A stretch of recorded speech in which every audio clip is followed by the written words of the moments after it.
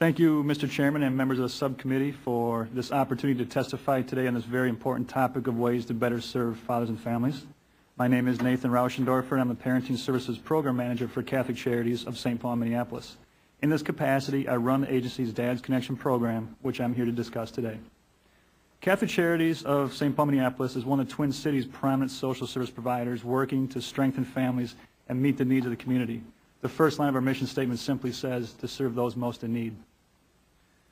We've been serving for more than 135 years in providing these services. Today we operate 42 programs at 30 sites throughout the Twin Cities. Last year we served 35,000 individuals in the program across the agency. That's a lot of people in need. One of our primary goals is to work to address the many barriers that keep families in poverty. We engage families by using staff that are culturally representative of the community.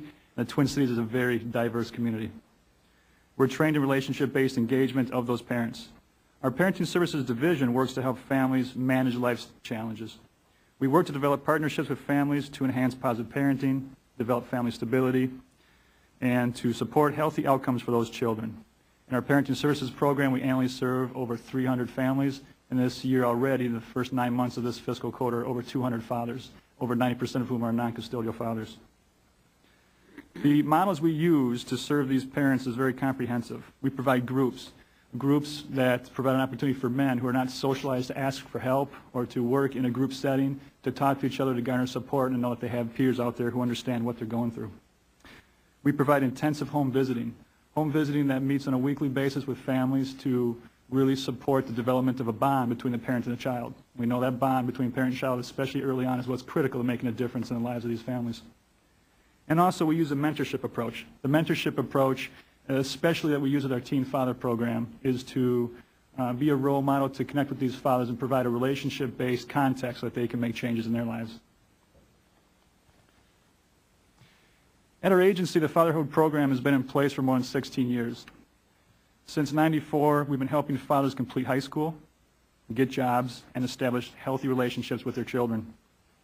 The overarching strategy of our Fatherhood program is to promote family preservation and stability from the perspective of the child. We do this through the groups, parenting classes, financial literacy classes, nutrition classes, and we do this through family activities that are designed specifically to connect fathers to their children.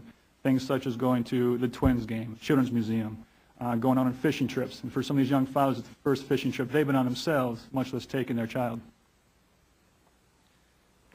The philosophy that targets family support services that we use to promote healthy outcomes for children and families is based on research that healthy father-child interactions, just like healthy mother-child interactions, has been shown to promote the positive physical, social, emotional, and mental development of children. The opportunity to establish a quality supportive relationship is considered essential for creating positive changes in parents, their attitudes, beliefs, and behaviors, and in strengthening families' coping abilities and improving the quality of that parent-child relationship. There are several different frameworks we use for service delivery. These include a systems theory, because we know once you impact one part of the system, the entire family system is impacted as well as the community. We believe in the empowerment model to support families to empower themselves, teaching someone how to learn to fish and not just providing the fish for them. We utilize the harm reduction model. We meet families where they're at, and we're non-judgmental about where they are. We show them respect for who they are as a father specifically and where they can go from there. We use mentorship and cultural competence and the good social work practice of meeting clients where they're at and using that non-judgmental attitude. In our program, there's been several successes. Over the past year, we've had over 82% of our fathers graduate or remain in school. Comparing this to the national average of 72% of high school seniors graduating, and in Minneapolis, specifically in the school system, it's also about 72%. So 82% of fathers who are facing numerous life challenges graduating is a significant success. 71% of our fathers have maintained or improved their housing situation. And in today's climate, we know how difficult that is, especially with families who have been paying their rent but are losing housing based on the landlord having their home go into foreclosure. 91% of fathers are in the process or have established legal paternity. And as the foundation said, how important that is for a father to stand up in front of this kind of a body and say, yes, I'm a father, and put that down on paper. One example of a program participant is Juan, name's been changed, a 22-year-old father who participated in the program since he was 15. He began in our Young Men in Transition component, working with teen dads in St. Paul high schools. He still attends groups today for the past 7 years. Not as often, he comes in about monthly, but he comes in as often as he can, and he says, I recommend this program to everyone I know who has kids because you always learn new things. And he really is an example of someone who gives back and pays forward what it is that our program means, including recommending his own family members to the program. There's many, many challenges may have been listed today of what's going on out in the field.